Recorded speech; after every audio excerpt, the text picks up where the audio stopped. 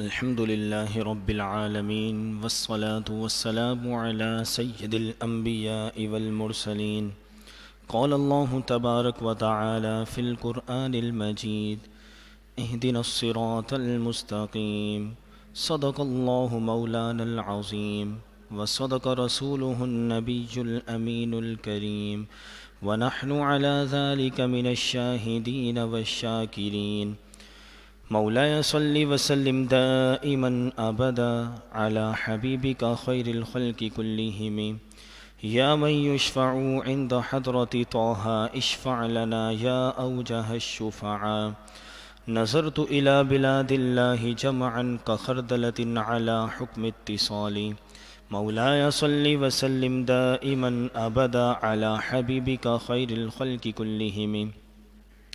خالق کائنات جل جلالہ وعم نوالہ واعظم شانہ واتم برہانہ کی حمد و ثنا، اور حضور جان کائنات مفکر موجودات زینت بزم کائنات دستگیر جہاں غم گسار زماں حامی بے کساں سید سروراں جناب محمد مصطفیٰ صلی اللہ علیہ وسلم اور آپ کی آل و اصحاب پر درود پاک کا نذرانہ پیش کر لینے کے بعد اللہ تبارک و تعالی سے دعا ہے کہ ہمارا یہاں جمع ہونا اپنی بارگاہ میں قبول و منظور فرمائیں اور ہم سب کو نور قرآن سے منور فرمائیں۔ آج کے درس قرآن پاک کا آغاز سورۃ الکہف کے دوسرے رکوع سے ہوا چاہتا ہے۔ اصحاب کہف کے واقعے سے متعلق آیتوں کا درس جاری ہے۔ کل بھی آپ نے اصحاب کہف کا واقعہ سماعت کیا، اب آیاتوں سے تفصیلاً اس واقعے کی ابتدا کی جا رہی ہے۔ اللہ رب العزت قرآن مجید فرقان حمید میں ارشاد فرماتا ہے: نحن نقص علیک نبأہم بالحق، ہم آپ پر ان کی خبریں ٹھیک ٹھیک بیان کرتے ہیں۔ اصحاب کہف کا واقعہ لوگوں نے کچھ نہ کچھ پہلے سنا ہوا تھا، اور اس کے متعلق لوگوں میں اختلاف بھی بڑا پایا جاتا تھا۔ لوگوں نے اپنی طرف سے بہت ساری باتیں ایڈ بھی کر دی تھی۔ اس وجہ سے اللہ رب العزت نے فرمایا: اے حبیب صلی اللہ علیہ وسلم، ہم آپ کی طرف ان کا واقعہ ٹھیک ٹھیک حق کے ساتھ بیان کرتے ہیں۔ فرمایا: انہم فتیۃ آمنوا بربہم، بے شک وہ کچھ نوجوان تھے جو ایمان لائے اپنے رب پر، وزدناہم ہدی، تو ہم نے انہیں بڑھا دیا ہدایت میں۔ یعنی وہ چند نوجوان تھے جو ایمان لائے تھے اپنے رب پر، ہم نے ان کے ایمان کو مزید بڑھا دیا۔ وَرَبَطْنَا عَلَىٰ قُلُوبِهِمْ، اور ہم نے قوت پہنچائی ان کے دلوں کو، اِذْ قَامُوا، جب وہ کھڑے ہوئے بادشاہ کے سامنے، رَبُّنَا، ہمارا رب، فَقَالُوا، انہوں نے کہا، رَبُّنَا، ہمارا رب، رَبُّ السَّمَاوَاتِ وَالْأَرْضِ، آسمان اور زمین کا رب ہے، لن ندعو من دونہ الہا، ہرگز ہم اس کے سوا کسی کو معبود نہیں بنائیں گے۔ اللہ تبارک و تعالی نے یہ جو اصحاب کہف تھے ان کے دلوں میں ایمان کی قوت کو بڑھا دیا۔ جب وہ ظالم بادشاہ کے سامنے کھڑے ہوئے تب بھی انہوں نے حق کہا۔ دقیانوس بادشاہ یہ بڑا ہی ظالم اور جابر بادشاہ تھا، اور یہ لوگوں کو کفر پر، شرک پر ابھارتا تھا۔ جو کفر نہ کرتے، شرک نہ کرتے تو یہ انہیں قتل کروا دیتا تھا۔ اس نے اصحاب کہف، یہ جو چند لوگ تھے، ان کو بلایا اور کہا کہ تم جو ہے ہمارے مذہب میں داخل ہو جاؤ، بت پرستی کرنے لگ جاؤ۔ تو یہ جو اصحاب کہف تھے انہوں نے کہا کہ ہمارا رب تو ایک ہی ہے، ہمارا رب آسمان اور زمین کا رب ہے، ایک ہی ہمارا رب ہے، اس کے سوا ہم کسی کو معبود نہیں بنائیں گے، اس کے سوا ہم کسی کی عبادت نہیں کریں گے۔ اللہ تبارک و تعالی نے ان کے دلوں میں قوت کو بڑھا دیا تھا، تبھی ایسے ظالم بادشاہ کے سامنے انہوں نے حق بات کہی۔ اولیاء اللہ کی یہ شان ہوتی ہے کہ وہ اگر بادشاہ کے، ظالم بادشاہ کے سامنے بھی کیوں نہ کھڑے ہوں، وہ ہمیشہ ہر حال میں حق بات ہی کہتے ہیں، جیسے کہ یہاں پہ انہوں نے حق بات کہی۔ لَقَدْ قُلْنَا إِذًا شَطَطًا، اور بے شک ہم نے ایسا کہا تو یہ ہماری ناحق بات ہوگی، یعنی ہم نے اللہ کے ساتھ شریک ٹھہرایا، کفر کیا، شرک کیا، تو یہ ضرور ہماری ناحق بات ہوگی۔ هَؤُلَاءِ قَوْمٌ اتَّخَذُوا مِن دُونِهِ آلِهَةً، یہ ہماری قوم ہے، انہوں نے اللہ تبارک و تعالی کے سوا دوسرے معبود بنا لیے ہیں۔ لَوْلَا يَأْتُونَ عَلَيْهِمْ بِسُلْطَانٍ بَيِّنٍ، تو وہ کیوں اس پر کوئی واضح دلیل لے کر نہیں آتے۔ یہ اللہ تبارک و تعالیٰ کے علاوہ بتوں کو پوجتے ہیں، ان کے پاس اس کی کیا دلیل ہے؟ اگر کوئی دلیل ہے تو وہ دلیل پیش کریں، لیکن وہ دلیل پیش نہیں کر سکتے کیونکہ ان کے پاس کوئی دلیل ہی نہیں ہے، بلکہ وہ صرف یہ کہتے ہیں کہ ہم نے اپنے باپ داداؤں کو اس پر پایا کہ ہمارے باپ دادا بتوں کو پوجا کرتے تھے، تو ان کو دیکھ کر ان کی پیروی میں ہم بھی جو ہے بتوں کو پوجتے ہیں۔ فمن اظلم ممن افترى علی اللہ کذبا، تو اس سے بڑھ کر ظالم کون جس نے اللہ تبارک و تعالیٰ پر جھوٹ باندھا، یعنی کہا کہ اللہ تبارک و تعالیٰ کے اور بھی شریک ہے، یہ کہہ کر اللہ تبارک و تعالیٰ پر جھوٹ باندھا، اس سے بڑھ کر ظالم کون ہے؟ وَإِذِ اعْتَزَلْتُمُوهُمْ وَمَا يَعْبُدُونَ إِلَّا اللَّهُ، اور جب تم کنارہ کش ہو گئے مشرکوں سے اور اللہ کے سوا معبود بنانے سے، فَأْوُوا إِلَى الْكَهْفِ، تو تم پناہ لو غار کی طرف۔ بادشاہ نے انہیں ایک دن کا ٹائم دیا، بادشاہ نے کہا کہ تمہارے پاس ایک دن کا ٹائم ہے، سوچ لو تمہیں کیا کرنا ہے، ہمارے دین میں آتے ہو یا نہیں، ورنہ ہم تمہیں قتل کر دیں گے۔ اب جب وہ بادشاہ کی مجلس سے جدا ہوئے تو آپس میں انہوں نے کلام کیا اور کہا کہ جب تم بادشاہ کی مجلس سے جدا ہو گئے ہو، مشرکوں سے اور بتوں کو پوجنے سے جدا ہو گئے ہو، تو ایک کام کرو، تم پناہ لو غار میں۔ ینشر لکم ربکم من رحمتہ، تمہارا رب تمہارے لیے اپنی رحمت کو کشادہ فرما دے گا۔ وَيُهَيِّئْ لَكُم مِّنْ أَمْرِكُم مِّرْفَقًا، اور تمہارے کام میں تمہارے لیے آسانی فرما دے گا۔ ایک نے کہا کہ اب ہم ایک کام کرتے ہیں، ایک ہی طریقہ ہے کہ ہم جو ہے وہ غار میں پناہ لے لیتے ہیں۔ تو کچھ نے کہا کہ اگر ہم غار میں پناہ لے لیں گے تو پھر ہم کھائیں گے کیا، پئیں گے کیا، اور دوسرے معاملات ہم کیسے کریں گے؟ تو اس نے کہا کہ ہم غار میں چلتے ہیں، اللہ تبارک و تعالی ہمارے لیے رحمت کو پھیلا دے گا اور ہمارے کام میں ہمارے لیے آسانی فرمائے گا۔ اب وہ غار میں چلے گئے غار میں پناہ لینے کے لیے۔ یہاں سے معلوم ہوا کہ جب فتنوں کا دور ہو تو مخلوق سے کٹ جانا، مخلوق سے الگ ہو جانا، تنہائی اختیار کرنا، اسی میں ایمان کی حفاظت ہے۔ حدیث پاک میں آتا ہے، حضرت ابو سعید خدری رضی اللہ تعالیٰ عنہ سے روایت ہے کہ رسول کریم صلی اللہ علیہ وسلم نے ارشاد فرمایا، ان قریب مسلمانوں کا بہترین مال وہ بکریاں ہوں گی جنہیں لے کر یہ پہاڑ کی چوٹیوں اور برساتی مقامات پر چلا جائے گا، چونکہ وہ اپنے دین کو بچانے کی خاطر فتنوں سے بھاگ رہا ہوگا۔ ایک اور حدیث مبارکہ ہے، حضرت ابو ہریرہ رضی اللہ تعالیٰ عنہ سے روایت ہے کہ رسول کریم صلی اللہ علیہ وسلم نے ارشاد فرمایا، ان قریب فتنے کھڑے ہوں گے جن میں بیٹھا ہوا شخص کھڑے ہوئے سے اچھا رہے گا، کھڑا ہوا شخص چلنے والے سے اچھا رہے گا، چلنے والا شخص دوڑنے والے سے اچھا رہے گا۔ جو اس فتنے کی طرف جھانک کر بھی دیکھے گا تو وہ بھی اس کی لپیٹ میں آ جائے گا۔ ان دنوں جس کو بچاؤ کی کوئی جگہ یا کوئی پناہ گاہ ملے تو اسے چاہیے کہ اس میں پناہ لے لینی چاہیے۔ تو معلوم ہوا کہ فتنوں کا جب دور ہو تو مخلوق سے کٹ کر تنہائی اختیار کرنا، اسی میں ایمان کی حفاظت ہے، جیسا کہ یہاں پہ انہوں نے کیا۔ اب بادشاہ نے سپاہیوں کو بھیجا کہ جا کے ڈھونڈ کر آؤ یہ لوگ کہاں ہیں۔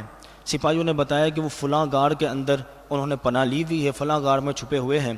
بادشاہ نے حاکم کو حکم دیا کہ جاؤ اور اس غار کی دیوار کو بند کر دو کہ وہ کسی طرح وہاں سے نکل نہ پائے تاکہ وہ وہیں ہلاک ہو جائیں۔ حاکم چونکہ تھوڑا نیک بخت تھا اور جو ہے وہ ان کا ساتھ دینے والا تھا، تو اس نے بادشاہ کے حکم کی تعمیل تو کی کہ وہاں پہ دیوار تو بنا دی، لیکن ساتھ میں ایک تحریر لکھ دی اور ان کے سارے احوال لکھ دیے، ان کے نام لکھ دیے، اور جو ہے وہ کیوں اس غار میں انہوں نے پناہ لی، سارے کے سارے واقعات لکھ کے ایک جو ہے تختی میں آویزہ کر دیا، وہاں پہ وہ تختی کو لٹکا دیا اور غار کو بند کر دیا۔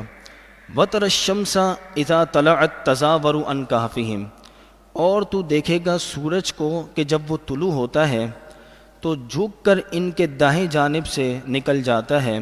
وَإِذَا غَرَبَتْ تَقْرِضُهُمْ ذَاتَ الشِّمَالِ، اور جب وہ غروب ہوتا ہے تو ان کے بائیں جانب سے ہوتا ہوا نکل جاتا ہے۔ وَهُمْ فِي فَجْوَةٍ مِّنْ، حالانکہ وہ اس غار کے کھلے حصے میں ہی، یہ ان کی کرامت تھی کہ جب وہ غار میں تھے تو غار کا اوپری حصہ حالانکہ کھلا ہوا تھا، لیکن جب سورج نکلتا تو دائیں جانب سے نکل جاتا اور غروب ہوتا تو بائیں جانب سے نکل جاتا، اس کی سورج کی روشنی ان پر نہ پڑتی تاکہ کسی طرح انہیں جو ہے وہ دشواری کا سامنا نہ کرنا پڑے۔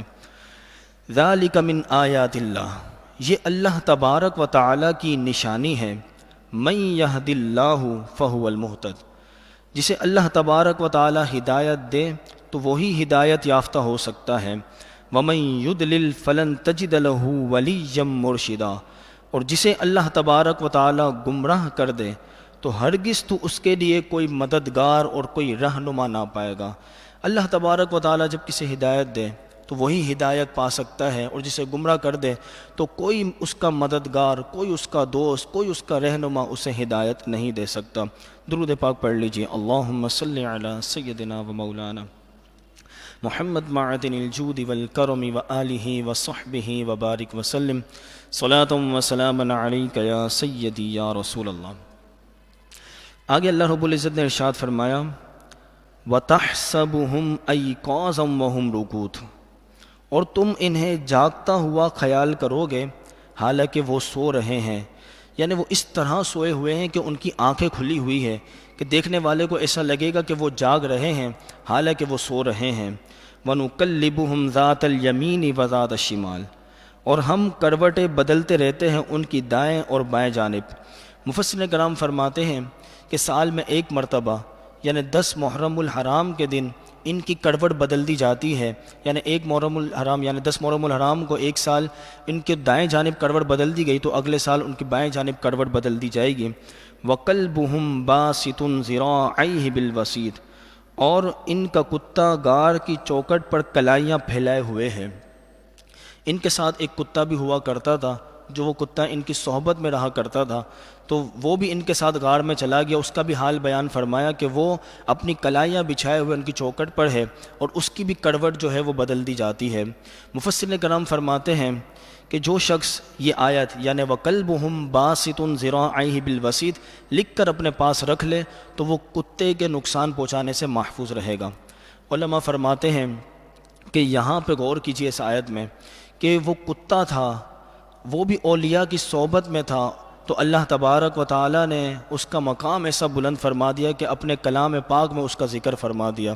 تو اگر کوئی شخص مسلمان ہو اور وہ اولیاء سے محبت کرنے والا ہو تو وہ اولیاء کی محبت، اولیاء کی صحبت اس مسلمان کو کتنا فائدہ دے گی۔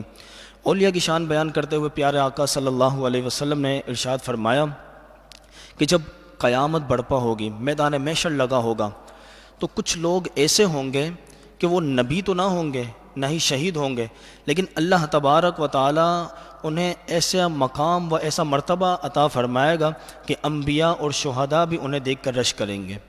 صحابہ کرام نے عرض کی یا رسول اللہ صلی اللہ علیہ وسلم، آپ ان کا حال تو ہمیں بیان فرمائیں، وہ کون لوگ ہوں گے، ہم انہیں پہچانیں گے کیسے، ان کی نشانی کیا ہے؟ حضور علیہ الصلوۃ والسلام مسکرائے۔ آپ نے مزید فرمایا کہ وہ لوگ آپس میں جو ہے ان کا تعلق بظاہر نہیں ہوگا، وہ جو ہے مختلف قبائل سے تعلق رکھتے ہوں گے، لیکن ان کا دل نور الہی سے منور ہوگا۔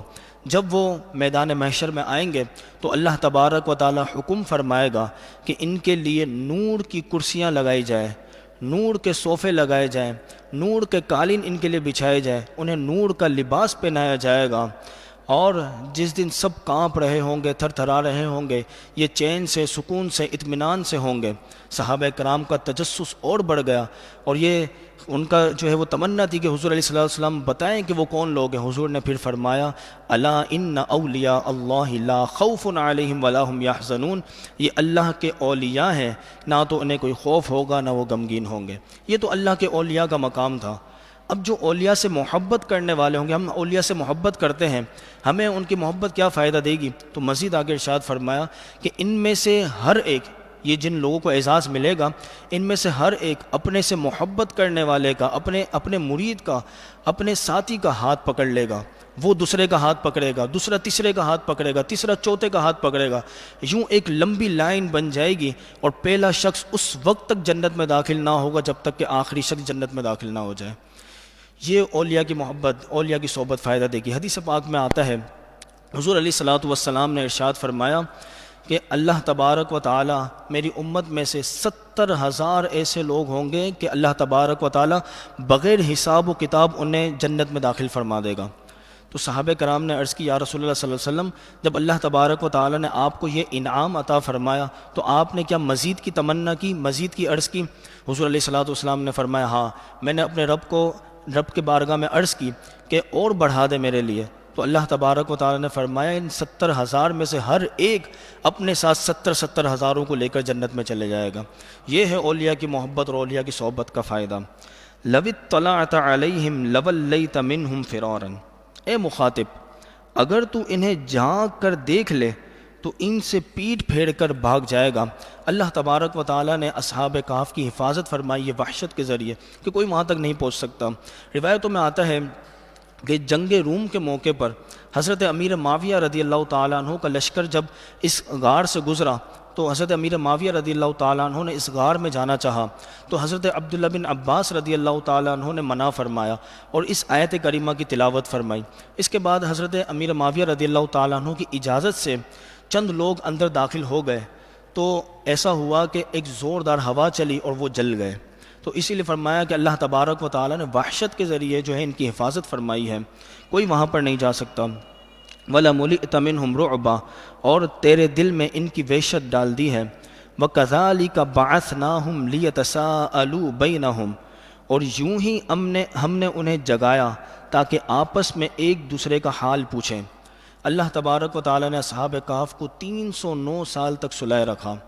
پھر جب دور گزرتا گیا، دقیانوس بادشاہ کا دور ختم ہوا، دور گزرتا گیا، ایک جو ہے وہ نیک بخت بادشاہ کا دور آیا جس کا نام بیدروس تھا۔ اس کے دور کے اندر جو ہے وہ اسلام غالب آ گیا، لوگ مسلمان ہونے لگے، ہر طرف جو ہے وہ اسلام پھیلنے لگا۔ لیکن اس کے دور کے اندر ایک فتنہ برپا ہو گیا۔ وہ فتنہ یہ تھا کہ لوگ مرنے کے بعد دوبارہ زندہ ہونے کا انکار کرنے لگے۔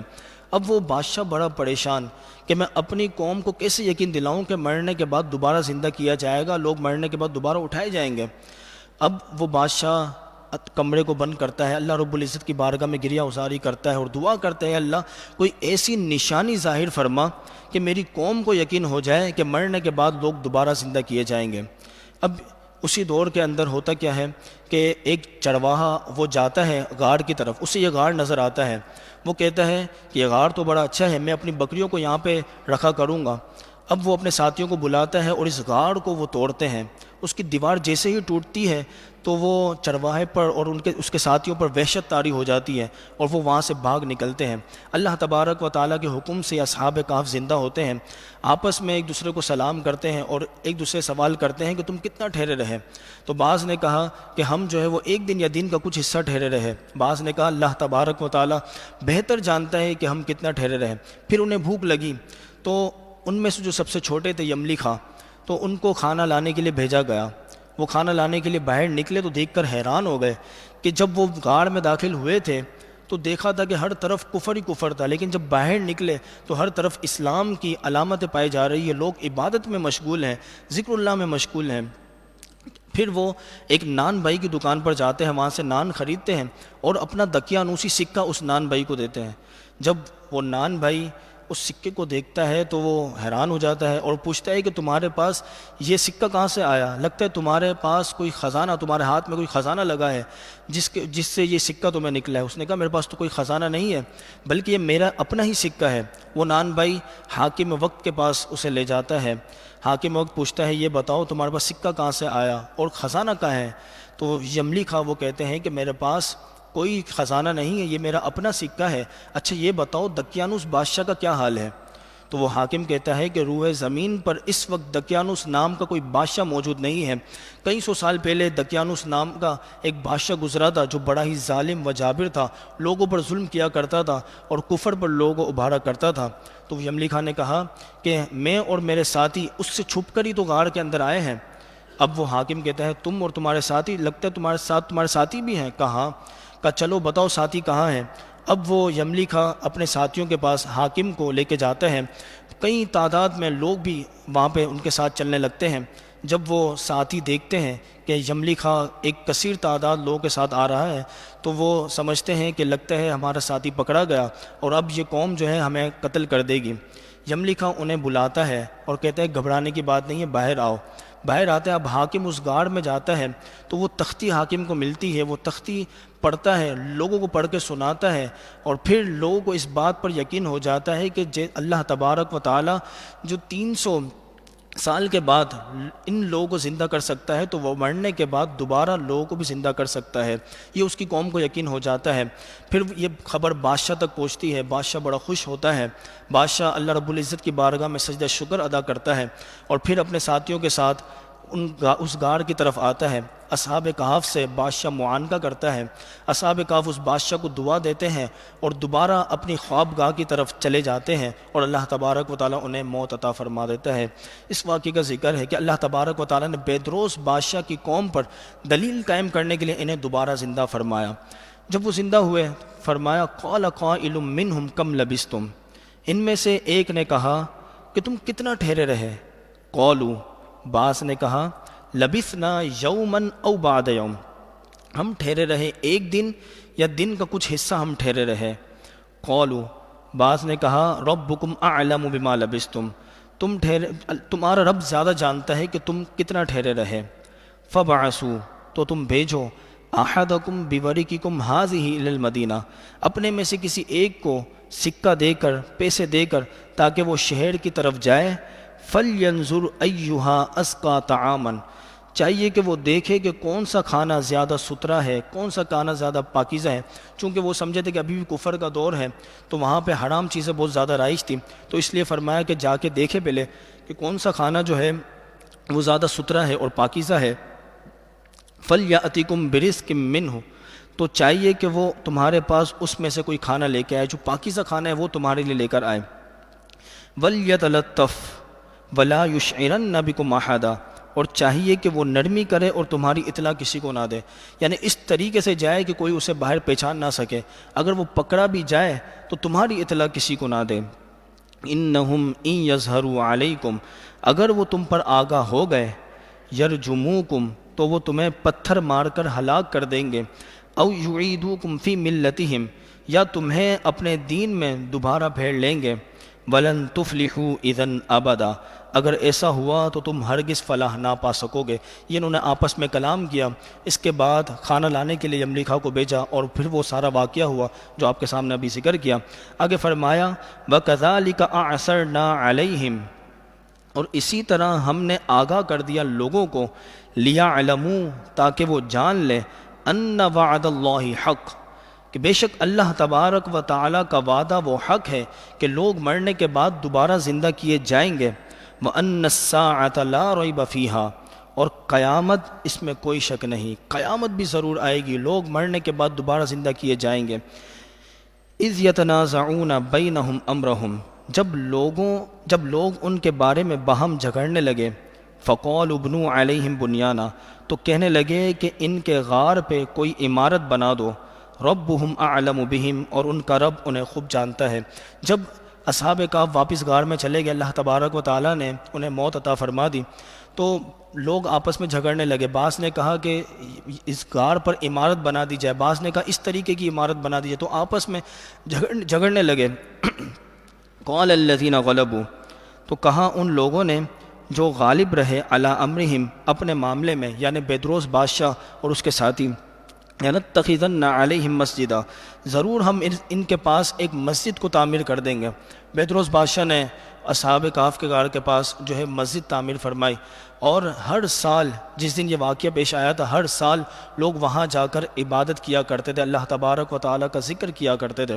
یہاں سے ایک بات یہ معلوم ہوئی کہ اولیاء اللہ کے مزارات کے پاس مسجد بنانا جائز ہے، چونکہ قرآن مجید فرقان حمید میں اس کا ذکر بھی ہے اور اس پر ممانعت نہیں آئی، تو ممانعت کا نہ آنا اس بات پر دلیل ہے کہ یہ فعل جائز ہے، اور اس سے عرس بھی ثابت ہو گیا۔ علماء فرماتے ہیں یہاں سے عرس بھی ثابت ہوا کہ لوگ جو ہے ایسا کرتے تھے کہ ہر سال اصحاب کہف کا واقعہ جس دن پیش آیا تھا، ہر سال وہاں جا کر اس مسجد میں عبادت کیا کرتے تھے، تو ہر سال وہ عرس منایا کرتے تھے، عرس کا بھی یہاں سے ثبوت ہوا۔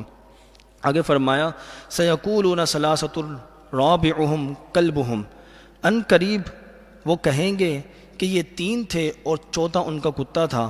وَيَقُولُونَ خَمْسَةٌ سَادِسُهُمْ كَلْبُهُمْ، اور بعض کہیں گے کہ وہ 5 تھے اور چھٹا ان کا کتا تھا۔ رجمًا بالغیب، یہ سب اندازے ہیں، لوگ اپنی طرف سے ان کی تعداد گڑھ لیں گے، کوئی کہے گا کہ 3 تھے چوتھا ان کا کتا، کوئی کہے گا 5 تھے چھٹا ان کا کتا۔ وَيَقُولُونَ سَبْعَةٌ وَثَامِنُهُمْ كَلْبُهُمْ، اور بعض کہیں گے کہ وہ 7 تھے اور 8واں ان کا کتا تھا، اور یہ کہنے والے مومن ہوں گے۔ کل اے محبوب آپ فرما دیجئے، ربی میرا رب اعلم زیادہ جانتا ہے، بعدتہم ان کی تعداد کو، ما یعلمہم الا قلیل اور بہت ہی تھوڑے لوگ ہیں جو ان کی تعداد کو جانتے ہیں۔ حضرت عبداللہ بن عباس رضی اللہ تعالیٰ عنہ فرماتے ہیں کہ میں انہی تھوڑے لوگوں میں سے ہوں جو اصحاب کہف کی تعداد کو جانتے ہیں۔ فلا تماری فیہم الا مراء ظاہرا، تو ان کے بارے میں بحث نہ کرو مگر اتنی ہی جتنا معاملہ ظاہر ہو چکا، یعنی جو قرآن میں اور جو حدیث سے ثابت ہے اتنا ہی لوگوں کے سامنے بیان کرو، اپنی طرف سے واقعے کو نہ گڑو۔ ولا تستفتی فیہم منہم احدا، اور ان کے بارے میں ان میں سے کسی ایک سے بھی نہ پوچھو، یعنی جو واقعات گڑھنے والے ہیں اپنی طرف سے ان سے ان کے متعلق جو ہے وہ کسی سے نہ پوچھو۔ اصول برکت کے لیے اصحاب کہف کے نام ہم سماعت کرتے ہیں۔ حضرت عبداللہ بن عباس رضی اللہ تعالیٰ عنہ کی روایت کے مطابق ان کے نام یہ ہیں، نمبر 1 مکسل مینیا، یملیخا، مرتونس، بینونس، سارنونس، ذو نوانس، کشفی تنونس، اور ان کا جو کتا تھا اس کا نام تھا کتمیر۔ بزرگان دین فرماتے ہیں کہ ان ناموں کی بہت برکت ہے، اگر ان ناموں کو کاغذ پر لکھ کر گھر کے دروازے پر یا دکان کے دروازے پر لگا دیا جائے، لٹکا دیا جائے تو آگ لگنے سے وہ محفوظ رہتے ہیں۔ بزرگان دین فرماتے ہیں کہ اگر ان ناموں کو لکھ کر آگ میں ڈال دیا جائے، کہیں آگ لگ رہی ہو، ان ناموں کو لکھ کر آگ میں ڈال دیا جائے تو وہ آگ بھی بجھ جاتی ہے۔ جو بچے بہت زیادہ روتے ہیں اور چپ نہیں ہوتے ہیں، یہ بیماری ہوتی ہے بہت زیادہ رونے کی، تو ان ناموں کو لکھ کر اس کا تعویذ بنا کر ان کے بازو پر باندھ دیا جائے تو یہ بیماری ان کی ختم ہو جائے گی۔ اور بزرگان نے فرماتے ہیں کہ بندے کو چاہیے کہ ان ناموں کا تعویذ بنا کر اپنے بازو پر باندھ لے تو اس سے وہ آفات و بلیات سے محفوظ رہے گا۔ درود پاک پڑھ لیجیے، اللہم صلی علی سیدنا و مولانا محمد۔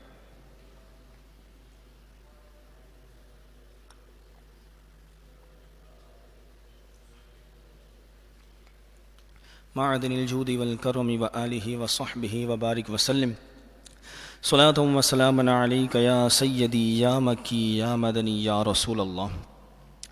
آگے اللہ تبارک و تعالی نے ارشاد فرمایا، وَلَا تَقُولَنَّ لِشَيْءٍ إِنِّي فَاعِلٌ ذَلِكَ غَدًا، تم میں سے کوئی بھی یہ نہ کہے کہ بے شک میں یہ کام کل کرنے والا ہوں کسی چیز کے بارے میں، إِلَّا أَن يَشَاءَ اللَّهُ، مگر یہ کہ اللہ نے چاہا۔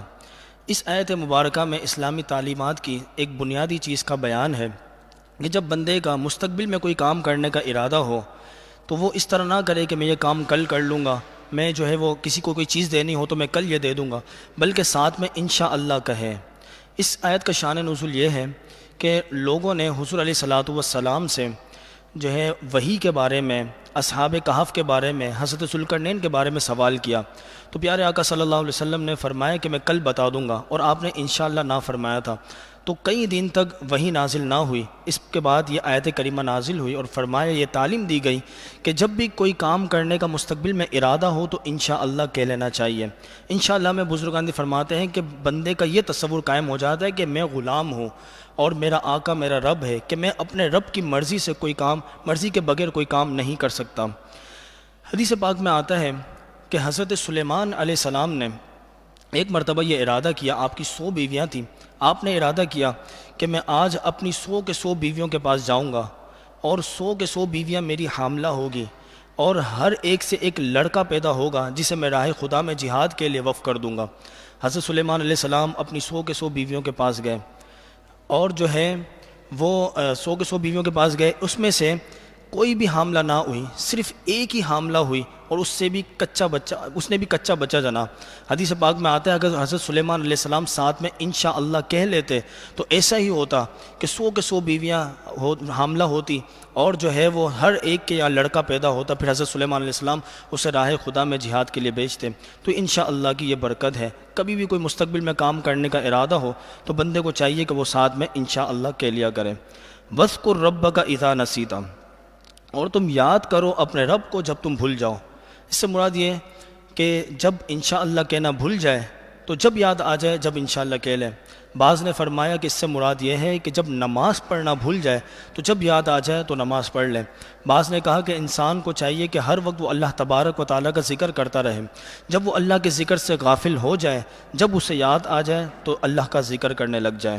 وَقُلْ عَسَىٰ أَن يَهْدِيَنِ رَبِّي لِأَقْرَبَ مِنْ هَٰذَا رَشَدًا، اور اے محبوب آپ ان لوگوں سے فرما دیجئے قریب ہے یہ کہ میرا رب مجھے اس واقعے سے بہتر ہدایت کا کوئی راستہ عطا فرما دے، یعنی اس واقعے سے بہتر ہدایت کا راستہ عطا فرما دے، یعنی معجزات مجھے عطا فرمائے جو میری نبوت و رسالت پر واضح دلیل ہو جائیں۔ وَلَبِثُوا فِي كَهْفِهِمْ، اور وہ ٹھہرے رہے غار میں 300 سنین 300 سال، وَازْدَادُوا 9 اور 9 سال زیادہ، یعنی 309 سال تک وہ غار میں ٹھہرے رہے، پھر اللہ تبارک و تعالیٰ نے انہیں زندہ فرمایا۔ نجران کے عیسائیوں نے کہا کہ 300 سال تو ٹھیک ہے لیکن 9 سال کی زیادتی کیسی؟ 9 سال کی زیادتی ہمارے سمجھ میں نہیں آتی۔ تو فرمایا کل، اے محبوب آپ ان سے فرما دیجئے اللہ اعلم بما لبثوا، اللہ تبارک و تعالیٰ زیادہ جانتا ہے کہ وہ کتنا ٹھہرے رہے۔ لہو غیب السماوات والارض، اسی کے لیے آسمان اور زمین کے غیب ہیں۔ ابصر بہ واسمع، وہ کیا ہی دیکھنے والا اور کیا ہی سننے والا ہے۔ ہر چیز کا علم اللہ تبارک و تعالیٰ کو ہے، وہ ہر چیز کو دیکھ رہا ہے، ہر چیز کو سننے والا ہے۔ بندوں کے دل میں جو بات آتی ہے اللہ تبارک و تعالیٰ اس سے بھی باخبر ہے۔ ما لہم من دونہ من ولی، نہیں ہے اس کے سوا ان کا کوئی مددگار۔ ولا یشرک فی حکمہ احدا، اور اللہ تبارک و تعالیٰ اپنے فیصلے میں کسی ایک کو بھی شریک نہیں بناتا، جو کام کرتا ہے وہ خود کرتا ہے، کسی کو بھی اپنا شریک نہیں بناتا۔ وَاتْلُ مَا أُوحِيَ إِلَيْكَ مِن کتاب ربک، اے محبوب آپ تلاوت کیجئے جو وحی کی جاتی ہے آپ کی طرف آپ کے رب کی کتاب سے۔ لا مبدل لکلماتہ، اللہ کے کلمات بدلنے والے نہیں۔ اصحاب کہف کے واقعے سے متعلق آیتیں جب نازل ہو گئیں تو پھر اللہ رب العزت نے پیارے حبیب صلی اللہ علیہ وسلم کو حکم فرمایا، حبیب آپ تلاوت کرتے رہیے جو آپ کے رب کی طرف سے آپ پر وحی کی جاتی ہے۔ یہ جو کفار کہہ رہے ہیں کہ آپ جو ہے وہ کوئی دوسرا کلام لے کر آئیں، دوسرا قرآن لے کر آئیں، یا جو ہے ان آیتوں میں تبدیلی واقع کر دیں، تو آپ ان کی باتوں کی فکر نہ کریں، آپ تلاوت کرتے جائیں۔ لا مبدل لکلماتہ، اللہ کے کلمات بدلنے والے نہیں۔ ولن تجد من دونہ ملتحدا، اور ہرگز تو نہ پائے گا اس کے سوا کوئی پناہ کی جگہ۔ اللہ تبارک و تعالیٰ اگر کسی گرفت فرمائے تو کوئی اس سے بچ نہیں سکتا، کوئی پناہ کی جگہ نہیں پا سکتا۔ وَاصْبِرْ نَفْسَكَ مَعَ الَّذِينَ يَدْعُونَ رَبَّهُمْ، اے محبوب آپ روکے رکھیے اپنے آپ کو ان لوگوں کے ساتھ جو پکارتے ہیں اپنے رب کو، بالغداۃ والعشی، صبح شام، یریدون وجہ، اللہ تبارک و تعالیٰ کی رضا چاہتے ہوئے۔ ولا تعد عیناک عنہم، آپ کی آنکھیں ان سے نہ ہٹے۔ ترید زینت الحیات الدنیا، دنیا کی زندگی کی زینت چاہتے ہوئے۔ یاد رکھیے کہ اللہ تبارک و تعالیٰ اپنے پیارے حبیب صلی اللہ علیہ وسلم کی تعلیم و تربیت خود فرماتا ہے۔ اس آیت کا شان نزول یہ ہے کہ کافروں کے سردار نبی کریم صلی اللہ علیہ وسلم کی خدمت میں حاضر ہوئے اور کہنے لگے کہ اے محمد صلی اللہ علیہ وسلم، آپ کے پاس جو یہ غریب مسلمان بیٹھے ہوتے ہیں ہمیں ان کے ساتھ بیٹھنے میں شرم محسوس ہوتی ہے، اگر آپ ان کو اپنی صحبت سے جدا کر دیں تو پھر ہم آپ کے پاس آ کر بیٹھیں گے، آپ کی بات بھی سنیں گے، اگر آپ کی بات ہمارے دل پر اثر کر گئی، ہم ایمان لے آئے تو ہمیں دیکھتے ہوئے ہماری پوری قوم بھی ایمان لے آئے گی۔ تو اللہ تبارک و تعالیٰ نے یہ آیت کریمہ نازل فرمائی اور فرمایا اے حبیب آپ ان مسلمانوں کو اپنی صحبت سے دور نہ کیجیے گا جو صبح شام اللہ تبارک و تعالیٰ کی ذکر میں مصروف رہتے ہیں۔ وَلَا تُطِعْ مَنْ أَغْفَلْنَا قَلْبَهُ عَنْ ذِكْرِنَا، آپ ان لوگوں کی بات کو نہ مانیے گا جن کا دل ہم نے غافل کر دیا اپنے ذکر سے۔ وَاتَّبَعَ هَوَاهُ وَكَانَ أَمْرُهُ فُرُطًا، اور وہ اپنی نفسانی خواہشات کے پیچھے چلا اور اس کا معاملہ حد سے گزر گیا۔ جو نفسانی خواہشات کے پیچھے چلنے والے ہیں آپ ان کی بات نہیں مانیے گا، بلکہ آپ اپنی صحبت سے انہیں سرفراز کرتے رہیے گا جو صبح شام اللہ تبارک و تعالیٰ کا ذکر کرتے رہتے ہیں۔ مفسرین کرام فرماتے ہیں کہ اس آیت کریمہ سے چند باتیں معلوم ہوتی ہیں۔ ایک تو یہ کہ نبی کریم صلی اللہ علیہ وسلم کی تربیت خود رب العالمین فرماتا ہے کہ یہاں پر ایک واقعہ پیش آیا تو اللہ تبارک و تعالیٰ نے اپنے حبیب کی تربیت خود فرمائی۔ دوسرا یہ اس آیت سے یہ بھی بات معلوم ہوئی کہ اچھوں کے ساتھ رہنا اچھا ہے اگرچہ وہ فقراء ہی کیوں نہ ہو، اور بروں کے ساتھ رہنا یہ برا ہے اگرچہ وہ مالدار ہی کیوں نہ ہو۔ اس آیت سے ایک بات یہ بھی معلوم ہوئی کہ صبح شام خصوصیت سے اللہ کا ذکر یہ بہت افضل عبادت ہے، کیونکہ اس مقام پر بھی اور قرآن مجید فرقان حمید کے کئی اور مقامات پر بھی صبح شام کے ذکر کی فضیلت بیان کی گئی ہے۔ اس آیت سے یہ بات بھی معلوم ہوئی کہ حضور علیہ الصلاۃ والسلام کو صالحین سے بطور خاص محبت ہے، کیونکہ آپ کو اس کا حکم دیا گیا۔ یہاں سے صالحین کی دو علامتیں بھی معلوم ہوئی۔ صالحین کی دو علامتیں یہ، ایک تو یہ کہ صبح شام وہ اللہ کا ذکر کرتے رہتے ہیں، اور دوسرا یہ کہ وہ کوئی بھی کام کرتے ہیں، کوئی بھی عمل کرتے ہیں تو وہ اللہ کی رضا چاہنے کے لیے کرتے ہیں۔ اس آیت میں دنیا داروں کی طرف نظر رکھنے اور ان کی پیروی کی مخالفت کے بارے میں بھی بیان ہے کہ بندہ ایسا نہ کرے دنیا داروں کی پیروی کرتا رہے اور پیروی کرنے کی وجہ سے وہ گناہوں میں ملوث ہو جائے، بلکہ انسان کو چاہیے کہ وہ غریبوں کے ساتھ بھی بیٹھے، کیونکہ غریبوں کے ساتھ بیٹھنے سے بندے کے اندر عاجزی پیدا ہوتی ہے۔ فرمایا وَقُلِ الْحَقُّ مِن رَبِّكُمْ، اے محبوب آپ ان لوگوں سے فرما دیجئے حق تمہارے رب کی طرف سے ہے۔ فَمَن شَاءَ فَلْيُؤْمِن، تو جو چاہے وہ ایمان لائے، وَمَن شَاءَ فَلْيَكْفُرْ، اور جو چاہے وہ کفر پر ڈٹا رہے۔ میں اپنی صحبت سے ان لوگوں کو دور نہیں کروں گا، چاہو تو ایمان لاؤ، چاہو تو کفر پر ڈٹے رہو، کیونکہ حق واضح ہو چکا ہے۔ اِنَّا أَعْتَدْنَا لِلظَّالِمِينَ نَارًا، بے شک ہم نے ظالموں کے لیے تیار کر رکھا ہے آگ کو، احاط بہم سرادقها، جس کے شعلوں کی چادر انہیں گھیر لے گی۔ آگ، ایسی آگ تیار کی ہے کہ جب وہ آگ میں ڈالے جائیں گے تو وہ اس سے باہر نکل نہیں سکیں گے، بلکہ وہ آگ چاروں طرف سے انہیں گھیر لے گی۔ وَإِن يَسْتَغِيثُوا يُغَاثُوا بِمَاءٍ كَالْمُهْلِ يَشْفِي الْوُجُوهَ، اگر وہ پیاس کی وجہ سے فریاد کریں گے تو ان کی فریاد رسی ایسے پانی سے کی جائے گی جو ان کا منہ بھون کر رکھ دے گا، اتنا کھولتا ہوا پانی ہوگا کہ جب وہ پانی کے گلاس کو اپنے قریب رکھیں گے تو ان کے ہونٹوں کے اوپری حصہ وہ جو ہے گل کر نیچے گر جائے گا۔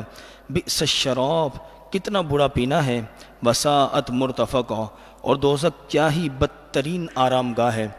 اس آیت مبارکہ میں ہر اس مسلمان کے لیے بھی تنبیہ ہے جو غفلتوں میں اپنی زندگی گزار رہے ہیں، گناہوں میں اپنی زندگی گزار رہے ہیں، نیک اعمال کو چھوڑے بیٹھے ہیں، کہ آخرت کا جو ہے جہنم کا عذاب بہت ہی سخت ہے، جہنم بہت ہی بری پناہ گاہ ہے۔ حدیث پاک میں آتا ہے کہ جہنم میں جس کو سب سے کم عذاب دیا جائے گا اس کی کیفیت یہ ہوگی کہ اسے آگ کی 2 جوتیاں پہنائی جائے گی، اور اتنی گرم وہ ہوگی کہ اس کا دماغ کھول رہا ہوگا، وہ کہے گا، وہ سمجھے گا کہ سب سے سخت عذاب مجھے ہی دیا جا رہا ہے، حالانکہ سب سے ہلکا عذاب وہ ہوگا، سب سے ہلکا عذاب اسے دیا جا رہا ہوگا۔ اللہ تبارک و تعالی ہمیں عذاب جہنم سے محفوظ فرمائے۔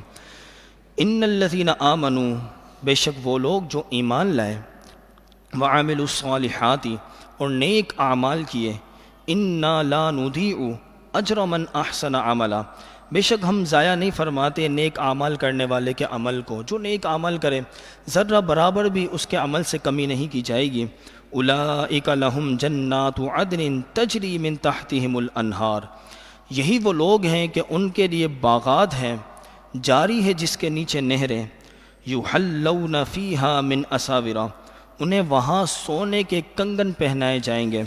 دنیا میں جو ہے وہ مرد کے لیے سونا حرام ہے، لیکن جنت میں مرد کو بھی سونا پہنایا جائے گا۔ وَيَلْبَسُونَ ثِيَابًا خُضْرًا مِّن سُنْدُسٍ وَإِسْتَبْرَقٍ، اور وہ ریشم کے باریک اور موٹے سبز کپڑے پہنے ہوں گے۔ دنیا میں مرد کے لیے ریشم جو ہے وہ حرام ہے، لیکن جو ہے وہ جنت میں اسے ریشم بھی پہنایا جائے گا۔ متکئین فیہا علی الارائک، وہاں عزت کی مسندوں پر تکیہ لگائے بیٹھے ہوں گے، سکون، چین، اطمینان انہیں حاصل ہوگا۔ نعم الثواب، جنت کتنا ہی اچھا، ان کے لیے کیا ہی اچھا ثواب ہے۔ وحسنت مرتفقا، اور جنت کیا ہی اچھی آرام گاہ ہے۔ ہاتھوں کو اٹھا کے دعا کیجیے اللہ تبارک و تعالی ہمیں جنت الفردوس میں اعلیٰ مقام عطا فرمائے، ہمارے مرحومین کو بھی جنت الفردوس میں اعلیٰ مقام عطا فرمائے۔ درود پاک پڑھ لیجیے، اللہم صلی علی سیدنا و مولانا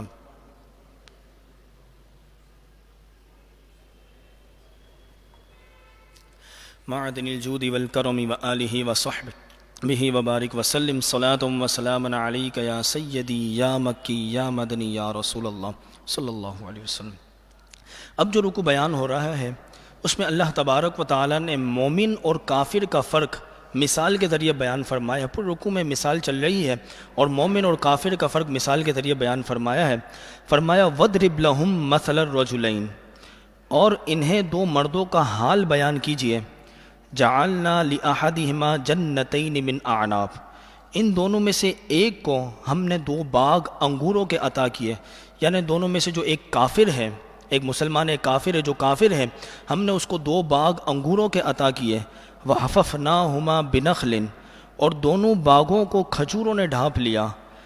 وَجَعَلْنَا بَيْنَهُمَا زَرْعًا، اور ان دونوں باغوں میں درمیان میں کھیتی کو رکھ دیا۔ اتنے خوبصورت باغ عطا کیے، انگور کے باغ، اوپر سے کھجوریں بھی ہیں اور درمیان میں کھیتی بھی ہے کہ انہیں پھل بھی مل رہے ہیں، سبزی بھی مل رہی ہے، اناج بھی مل رہا ہے۔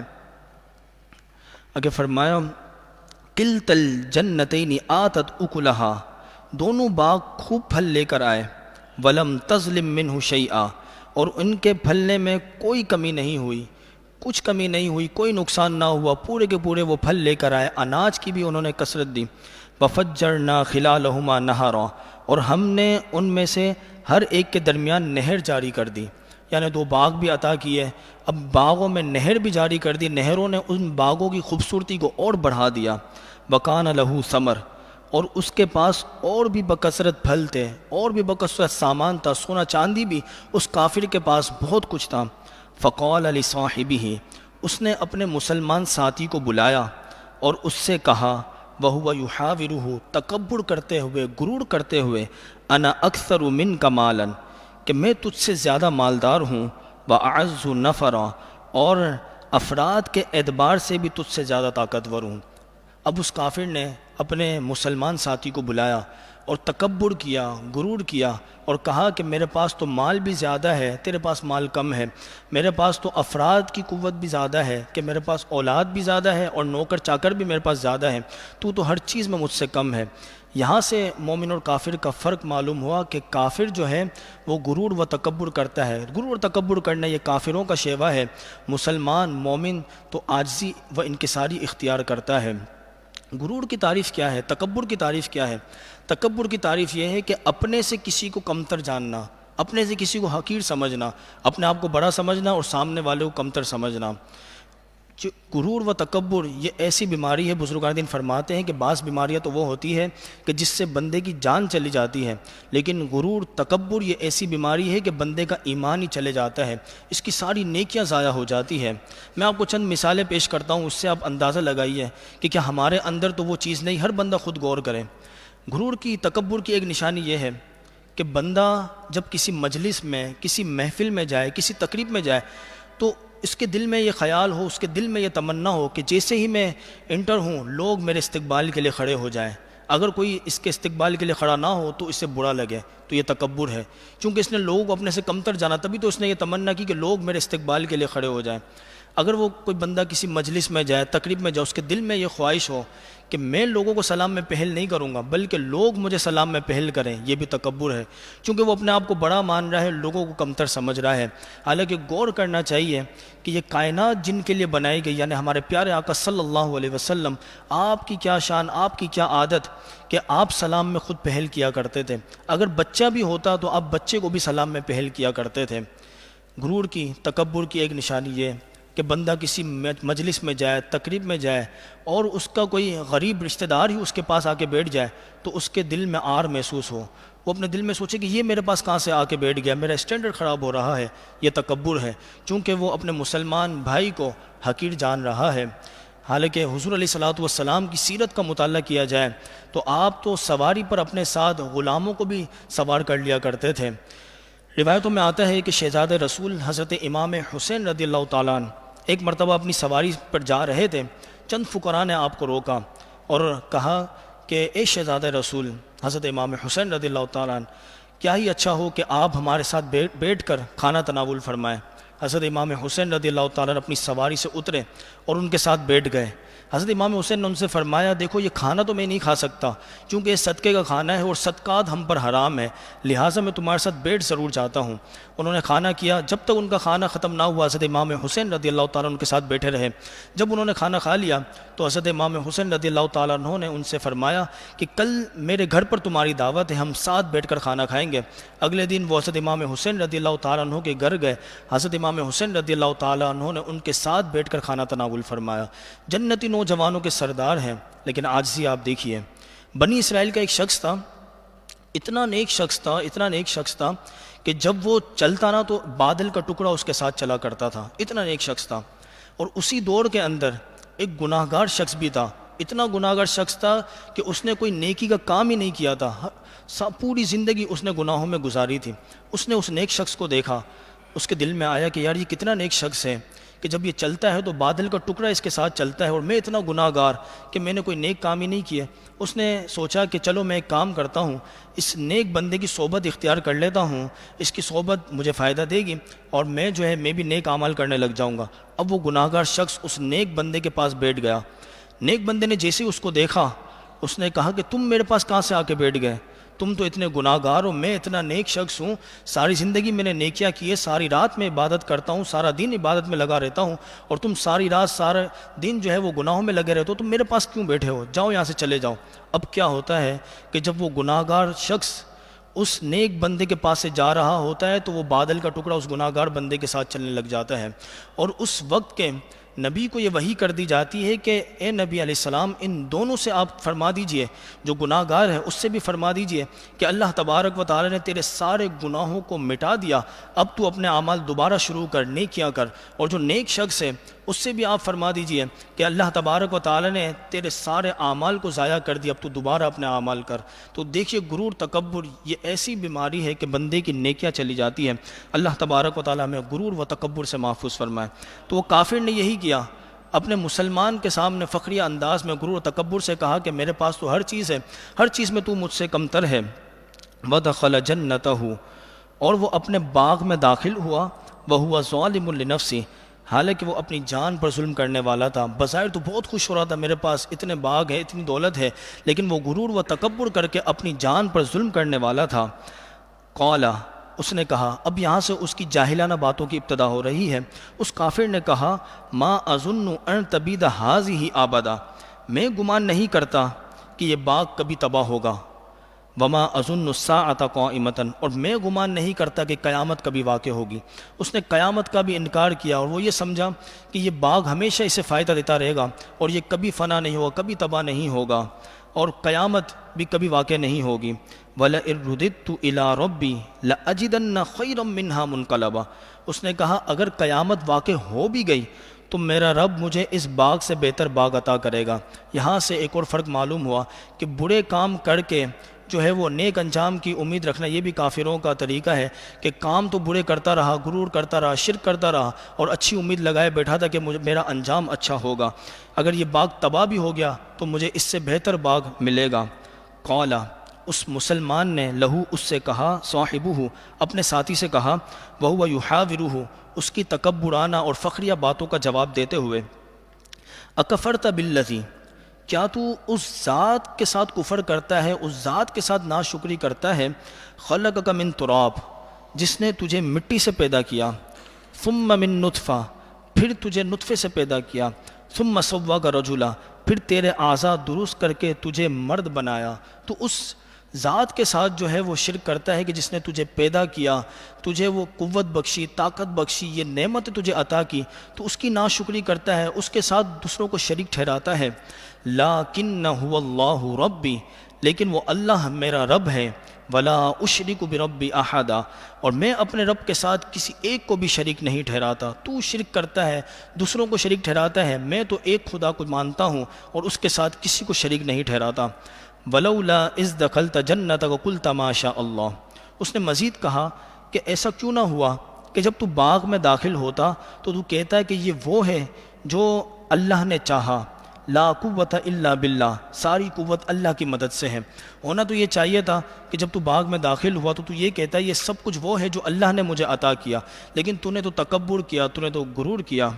ان ترنی انا اقل منک مالا وولدا، اگر تو مجھے دیکھ رہا ہے کہ میں تجھ سے مال میں اور اولاد میں کم ہوں، فعسیٰ ربی، تو قریب ہے کہ میرا رب ان یؤتینی خیرا من جنتک، یہ کہ وہ بہتر باغ، تجھ سے بہتر باغ مجھے عطا کر دے۔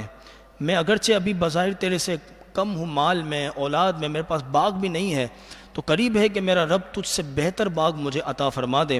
وَيُرْسِلَ عَلَيْهَا حُسْبَانًا مِّنَ السَّمَاءِ، اور تیرے باغ پر آسمان سے بجلی کو نازل فرما دے۔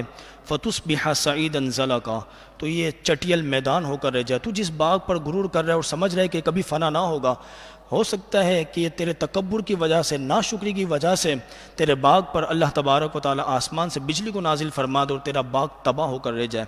ایسا ہی ہوا۔ او یصبح ماؤها غورا، یا اس کا پانی زمین کی گہرائی میں دھس جائے، وہ جو نہر جاری تھی ہو سکتا ہے اس کا پانی بھی غائب ہو جائے۔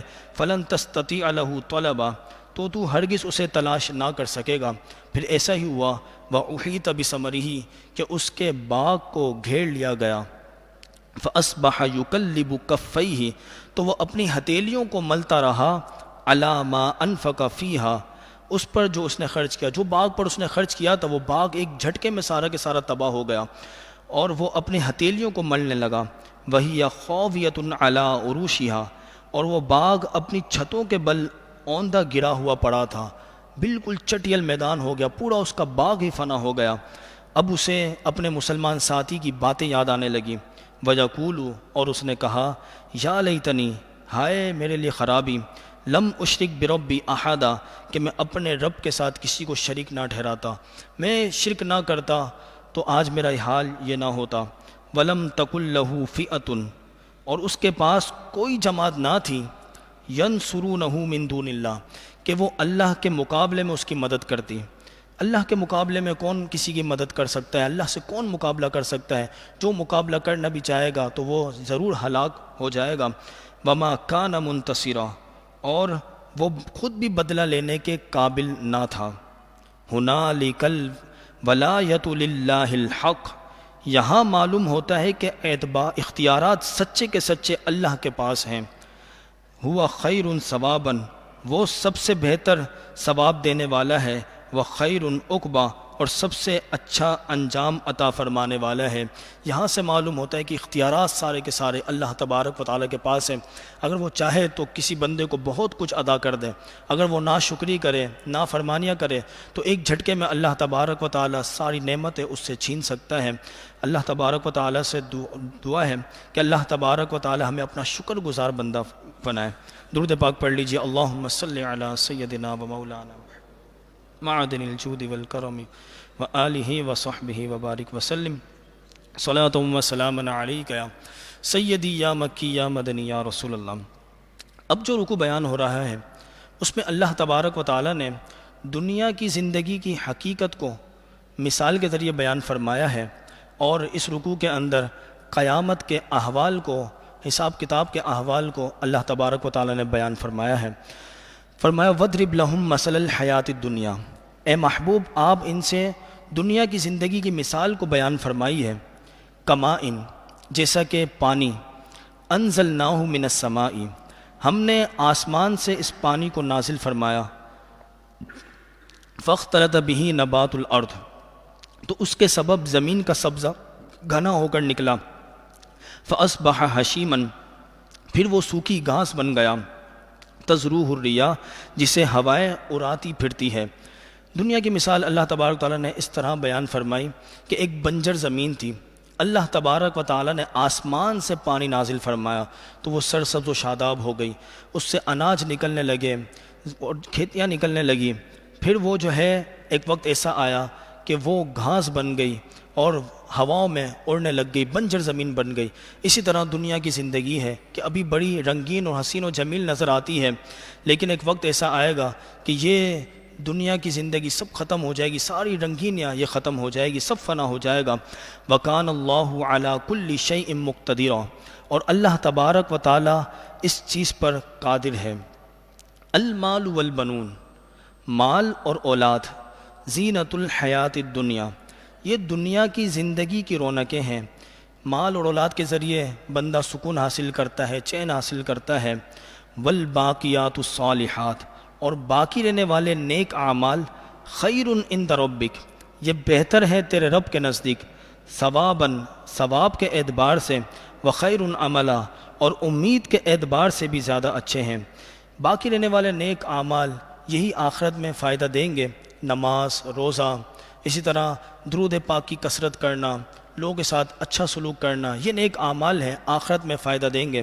اچھا، مال اور اولاد کو بھی آخرت کے لیے زیادہ رائے بنایا جا سکتا ہے کہ اگر انہیں اچھے کاموں میں، نیکیوں کے کام میں استعمال کیا جائے، کہ مال کو اللہ تبارک و تعالیٰ کی راہ میں کثرت سے خرچ کیا جائے، علماء طلباء کی خدمت کی جائے، مساجد بنائے جائے، مدارس بنائے جائے، اور اسی طرح اولاد کی اگر نیک تربیت کی جائے، اسے حافظ بنایا جائے، عالم بنایا جائے، تو یہ بھی آخرت کے لیے زیادہ رائے بن سکتے ہیں۔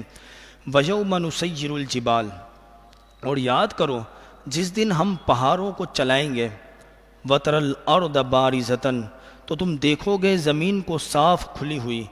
جب قیامت کا وقت آئے گا، پہاڑ ریزہ ریزہ ہو جائیں گے، بادلوں کی طرح چلنے لگیں گے، زمین بالکل ایک کھلے میدان کی طرح ہو جائے گی۔ وَحَشَرْنَاهُمْ فَلَمْ نُغَادِرْ مِنْهُمْ أَحَدًا، تو ہم لوگوں کو اٹھائیں گے تو ان میں سے کسی کو نہ چھوڑیں گے، مردوں کو دوبارہ اٹھایا جائے گا، زندہ کیا جائے گا، کسی کو بھی نہیں چھوڑا جائے گا۔ وَأُرِدُوا عَلَىٰ رَبِّكَ صَفًّا، اور سب کے سب اپنے رب کے حضور صفے بنائے پیش ہوں گے۔ وہ وقت کتنا خطرناک ہوگا کہ اللہ رب العزت کے حضور حاضر ہونا ہے، حساب کتاب جو ہے وہ نام اعمال تولے جائیں گے، حساب کتاب ہوگا۔ لَقَدْ جِئْتُمُونَا كَمَا خَلَقْنَاكُمْ أَوَّلَ مَرَّةٍ، بے شک تم ہمارے پاس ویسے ہی آئے جیسے ہم نے تمہیں پہلی بار پیدا کیا۔ یعنی جب بندہ پیدا ہوتا ہے تو بغیر مال کے، بغیر لباس کے، بغیر ساز و سامان کے پیدا ہوتا ہے، اسی طرح وہ قیامت کے دن اٹھایا جائے گا۔ بل زعمتم ان لن نجعل لكم موعدا، بلکہ تمہارا گمان یہ تھا کہ ہم ہرگز تمہارے لیے کوئی وعدہ کا وقت نہ رکھیں گے۔ تم سمجھتے تھے قیامت کبھی نہیں آئے گی، قیامت کو تم بلا بیٹھے تھے، دیکھو وعدے کا وقت آ گیا، قیامت آ گئی ہے۔ مفسرین کرام فرماتے ہیں کہ اس آیت مبارکہ میں اللہ تبارک و تعالیٰ کی عزت، اس کی عظمت، اس کے قہر و جلال کی صفت کے اظہار اور اس کے عدل و آثار کی طرف اشارہ ہے، تاکہ جو لوگ سو رہے ہیں وہ اپنی غفلت کی نیند سے بیدار ہو جائیں۔ قیامت کا دن یہ بڑا ہی سخت ترین دن ہوگا، سورج 1.25 میل پر ہوگا، زبانیں پیاس سے باہر آ رہے ہوں گے، ایسے میں نامہ اعمال بھی تولے جائیں گے، حساب کتاب بھی ہوگا۔ کتنا سخت ترین دن ہے، اور جو ہے اس دن کوئی سایہ نہ ہوگا سوائے اللہ تبارک و تعالیٰ کے عرش کا سایہ ہوگا۔ اب جب اتنی گھبراہٹ کا عالم ہوگا، سختی کا عالم ہوگا، اس میں کوئی شخص ایسا ہو کہ جسے اللہ تبارک و تعالیٰ کے عرش کا سایہ نصیب ہو جائے تو وہ بندہ کتنا خوش نصیب ہوگا۔ آئیے ہم ایک روایت سماعت کرتے ہیں، اس سے معلوم ہوگا کہ وہ کون لوگ ہیں جنہیں اللہ تبارک و تعالیٰ کے عرش کا سایہ نصیب ہوگا۔ حضرت ابو ہریرہ رضی اللہ تعالیٰ عنہ سے روایت ہے، رسول اللہ صلی اللہ علیہ وسلم نے ارشاد فرمایا کہ 7 آدمی ایسے ہیں کہ انہیں اللہ تبارک و تعالیٰ کے عرش کے سائے میں جگہ دی جائے گی کہ اس دن اللہ کے عرش کے سائے کے سوا کوئی سایہ نہ ہوگا۔ کتنے خوش نصیب وہ لوگ ہوں گے۔ پہلا شخص عادل بادشاہ، نیک بادشاہ، عدل و انصاف کرنے والا بادشاہ۔ اب یہاں پہ سوال یہ ہوتا ہے کہ ہم تو بادشاہ نہیں ہیں، کیا ہم اس فضیلت سے محروم ہو گئے؟ تو محدثین فرماتے ہیں کہ اس سے مراد ہر وہ شخص ہے جس کے ماتحت کوئی بندے ہوں۔ جیسے اگر کوئی جو ہے کوئی ادارہ چلا رہا ہے، کسی کا کوئی آفس ہے، کوئی باس ہے، اس کے ماتحت جتنے بندے کام کر رہے ہیں، اگر وہ ان کے اندر انصاف کرتا ہے تو وہ بھی اس فضیلت کو پا جائے گا۔ اگر کوئی شخص اپنے گھر کا بڑا ہے تو اپنے گھر والوں کے درمیان اگر عدل و انصاف کرے تو وہ اس فضیلت کو پا جائے گا۔ دوسرا وہ شخص جو اللہ کی، وہ جوان جو اللہ تبارک و تعالیٰ کی عبادت میں پلا بڑھا۔ مطلب کیا؟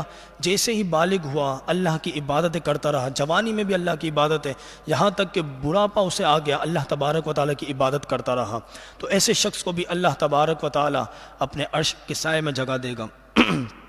تیسرا وہ آدمی جس کا دل مسجد میں لگا رہے، جو مسجد سے محبت کرنے والا ہو، دل مسجد میں لگا رہے، ایک نماز کا وقت ختم ہو دوسری نماز کا انتظار ہو۔ آج ہمارا تو یہ حال ہے کہ اگر علاقے میں 2-3 مساجد ہوں تو ہم اس مسجد میں نماز پڑھنے جاتے ہیں جہاں پہ امام صاحب جلدی نماز پڑھا رہے ہوں۔ یہ ہمارا حال ہے۔ رمضان میں تو ایسا بہت ہوتا ہے، لوگ اپنے علاقے کو چھوڑ کر دوسرے علاقے میں تراویح پڑھنے کے لیے جاتے ہیں۔ ان سے پوچھا جائے کہ دور تراویح کیوں پڑھی تو کہتے ہیں کہ وہاں پہ جو ہے قاری صاحب جلدی جلدی نماز پڑھاتے ہیں، جلدی جلدی قرات کرتے ہیں، جلدی تلاوت کرتے ہیں، اس وجہ سے ہم وہاں جاتے ہیں۔ آج ہمارا یہ حال ہو گیا ہے۔ فرمایا جو مسجد سے محبت کرنے والا ہوگا اللہ تبارک و تعالیٰ اسے اپنے عرش کے سائے میں جگہ عطا فرمائے گا۔ چوتھا، وہ دو آدمی جن کی محبت بھی محض اللہ کے لیے ہو اور جدا ہوں تو بھی اللہ کے لیے ہو۔ مطلب کیا کہ ان دونوں نے آپس میں محبت بھی اس وجہ سے کی کہ یار یہ تو دیندار شخص ہے، کہ یہ تو جو ہے وہ درس قرآن میں بھی آیا کرتا ہے اور جو ہے وہ نیک مجالس میں جایا کرتا ہے، تو میں اس کی صحبت اختیار کرتا ہوں، اس سے دوستی کرتا ہوں۔ اور اگر وہ دونوں جدا ہوں تو وہ بھی دین کی خدمت کے لیے جدا ہوں، کہ ایک بندہ دوسری طرف دین کی خدمت کے لیے گیا، دوسرا بندہ دوسری طرف دین کی خدمت کے لیے گیا، تو وہ دو شخص جن کی محبت بھی اللہ کے لیے ہو اور جدائی بھی اللہ تبارک و تعالیٰ کے لیے ہو، تو اللہ تبارک و تعالیٰ اپنے عرش کے سائے میں اسے جگہ عطا فرمائے گا۔ پانچواں، وہ مرد جسے کسی صاحب حسن و جمال عورت نے گناہ کی دعوت دی اور اس نے کہا کہ مجھے میرے رب کا خوف ہے، اللہ دیکھ رہا ہے۔ گناہ پر اختیار بھی تھا اسے، سارے اسباب بھی موجود تھے، لیکن پھر بھی اس نے کہا کہ میرا رب مجھے دیکھ رہا ہے، اللہ کا مجھے خوف ہے، میں یہ کام نہیں کر سکتا، اور وہ وہاں سے چلے جاتا ہے تو بروز قیامت اللہ تبارک و تعالیٰ کے عرش کے سائے میں اسے جگہ ملے گی۔ چھٹا، وہ آدمی جو اس قدر چھپا کر صدقہ کرتا ہو کہ اس کے بائیں ہاتھ کو بھی پتہ نہ چلے، یعنی دائیں ہاتھ سے دے بائیں ہاتھ کو بھی پتہ نہ چلے، اس قدر چھپ کر صدقہ کرے۔ ساتواں، وہ آدمی جس نے تنہائی میں اللہ تبارک و تعالیٰ کو یاد کیا تو اس کی آنکھیں بہنے لگ گئی۔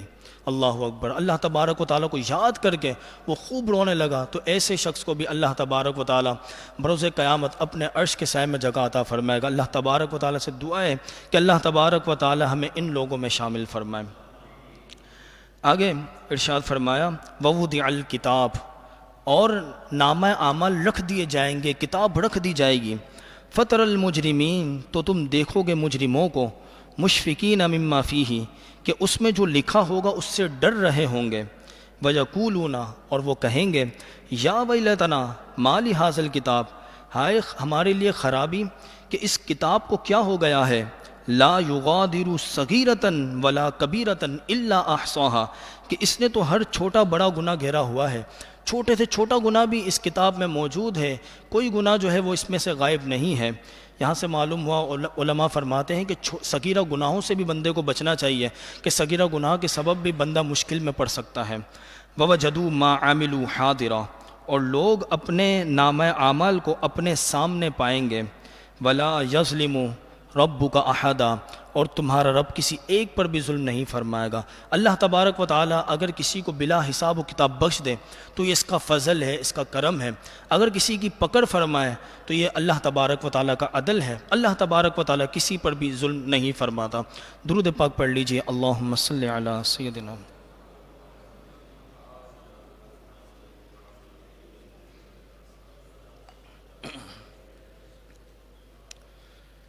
صلاۃ و سلام علیک یا سیدی یا مکی یا مدنی یا رسول اللہ صلی اللہ علیہ وسلم۔ آگے ارشاد ہوا وَإِذْ قُلْنَا لِلْمَلَائِكَةِ اسْجُدُوا لِآدَمَ، جب ہم نے فرشتوں سے کہا کہ تم سجدہ کرو حضرت آدم کو، فسجدوا، تو سب نے سجدہ کیا، الا ابلیس، سوائے ابلیس کے۔ ابلیس نے سجدہ نہیں کیا، باقی سب نے سجدہ کیا۔ اللہ تبارک و تعالیٰ نے جب حضرت آدم علیہ السلام کی تخلیق فرمائی تو فرشتوں کو حکم دیا تم سجدہ کرو، سب نے سجدہ کیا سوائے شیطان کے، ابلیس کے۔ اس نے جو ہے وہ تکبر کیا، غرور کیا، اور اس نے یہ کہا کہ میں حضرت آدم سے بہتر ہوں۔ وہی تکبر کی جو تعریف ہم نے سماعت کی کہ اپنے آپ کو بہتر سمجھنا، دوسرے کو کمتر سمجھنا۔ شیطان نے یہی کہا کہ میں حضرت آدم سے بہتر ہوں۔ اس پر اس نے دلیل پیش کی، دلیل یہ پیش کی، اس نے کہا کہ میں آگ سے بنایا گیا ہوں اور حضرت آدم جو ہے وہ مٹی سے بنائے گئے ہیں، آگ چونکہ افضل ہے اس وجہ سے میں افضل ہوں۔ حالانکہ جو اس نے دلیل پیش کی وہ بھی باطل ہے، آگ افضل نہیں ہے بلکہ مٹی افضل ہے۔ آگ تو وہ ہے کہ جس سے بستیاں اجڑ جاتی ہیں، بستیاں تباہ ہو جاتی ہیں، مٹی وہ ہے کہ جس سے بستیاں آباد ہوتی ہیں۔ اگر کہیں آگ لگی ہوئی ہو، اگر مٹی کو ڈالا جائے تو آگ بجھ جاتی ہے، لیکن اگر کہیں مٹی ہو، آگ کو اس میں ڈالا جائے تو آگ جو ہے مٹی کا کچھ بگاڑ نہیں سکتی۔ معلوم ہوا کہ مٹی افضل ہے، آگ افضل نہیں۔ اس نے جو دلیل پیش کی وہ بھی باطل تھی۔ کان من الجن، فرمایا وہ جنوں میں سے تھا، ففسق عن امر ربی، تو وہ اپنے رب کے حکم سے نکل گیا، اس نے تکبر کیا، اللہ تبارک و تعالیٰ کی بارگاہ سے مردود ہو گیا۔ افتتخذونہ وذریتہ اولیاء من دونی، کیا تم شیطان کو اور اس کے دوستوں کو، اس کے ساتھیوں کو اپنا دوست بناتے ہو مجھے چھوڑ کر؟ اللہ فرماتے تم شیطان کی پیروی کرتے ہو اور جو اس کے ساتھی ہیں ان کی پیروی کرتے ہو، تم بت پرستی کرتے ہو، بتوں کو تم اپنا دوست بناتے ہو مجھے چھوڑ کر۔ وہم لکم عدو، حالانکہ وہ تمہارے کھلے دشمن ہے۔ شیطان کی بندہ اگر پیروی کرے تو دنیا میں بھی وہ رسوا ہوگا، آخرت میں بھی رسوا ہوگا۔ بئس للظالمین بدلا، ظالموں کے لیے کیا ہی برا بدلہ ہے۔ ما اشہدتہم خلق السماوات والارض، اللہ فرماتا ہے کہ میں نے حاضر نہیں رکھا انہیں آسمان اور زمین کی پیدائش کے وقت، ولا خلق انفسہم، اور نہ ان کی اپنی پیدائش کے وقت میں نے نہ حاضر رکھا۔ یہ میرا شریک ٹھہراتے ہیں، حالانکہ جب میں نے آسمان اور زمین کی پیدائش کی اور ان کی اپنی پیدائش بھی کی، جب بھی میں نے انہیں اپنے ساتھ نہ رکھا، انہیں حاضر نہ رکھا۔ وما کنت متخذ المضلین عضدا، اور نہ میں گمراہ کرنے والوں کو مددگار بنانے والا ہوں۔ اللہ تبارک و تعالیٰ خود مختار ہے، وہ جو کرتا ہے خود کرتا ہے، اپنے ساتھ کسی کو شریک نہیں رکھتا۔ وَيَوْمَ يَقُولُ نَادُوا، اور اس دن کہا جائے گا ان کافروں سے تم ندا دو، شرکائی الذین زعمتم، میرے ان شرکاء کو جن کو تم نے میرا شریک بنا لیا ہے اپنے گمان کے مطابق۔ فدعوہم، تو وہ ان شریکوں کو، ان بتوں کو پکاریں گے۔ فلم یستجیبوا لہم، تو وہ انہیں کچھ جواب نہ دیں گے۔ وجعلنا بینہم موبقا، اور ہم نے ان کے درمیان ایک ہلاکت کا میدان بنا دیا ہے، یعنی ایک ہلاکت کا میدان ہے، اس میں وہ بت بھی گر جائیں گے اور یہ جو ان کی پیروی کرنے والے ہیں وہ بھی اس میں گر جائیں گے۔ ورأى المجرمون النار، اور مجرم جب دوزخ کو دیکھے گا، فظنوا، تو وہ یقین کر لے گا، انہم مواقعوہا، کہ وہ اس میں گرنے والے ہیں، ولم یجدوا عنہا مصرفا، اور اس سے پھرنے کی کوئی جگہ نہ پائے گا۔ پہلے کفار وہ انکار کرتے ہیں کہ قیامت نہیں آئے گی، اللہ کے عذاب کا، قیامت کا وہ مذاق اڑانے والے تھے۔ جب وہ دوزخ کو اپنے آنکھوں سے دیکھ لیں گے پھر انہیں یقین آ جائے گا کہ اب تو ہم اس میں گرنے والے ہیں، اور وہ اس سے بچنے کی کوئی جگہ نہ پائیں گے۔ اللہ تبارک و تعالیٰ سے دعا ہے کہ جو کچھ ہم نے سماعت کیا اس میں کوئی غلطی کوتاہی ہو تو اس سے معاف فرمائے اور ہمیں نور قرآن سے منور فرمائے۔ ایک مرتبہ سورہ فاتحہ، 3 مرتبہ سورہ اخلاص، اول آخر درود پاک پڑھ لیجئے۔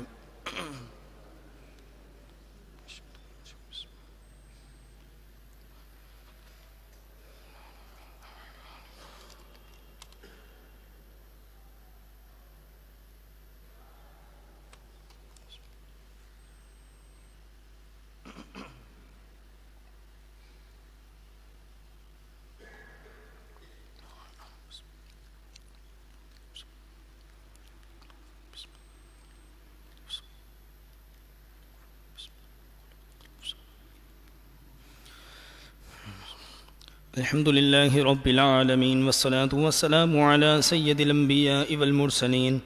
ربنا تقبل منا إنك أنت السميع العليم، وتب علينا يا مولانا إنك أنت التواب الرحيم۔ يا رسول الله انظر حالنا، يا حبيب الله اسمع قالنا، إنني في بحر هم مغرق، خذ يدي سهل لنا أشكالنا۔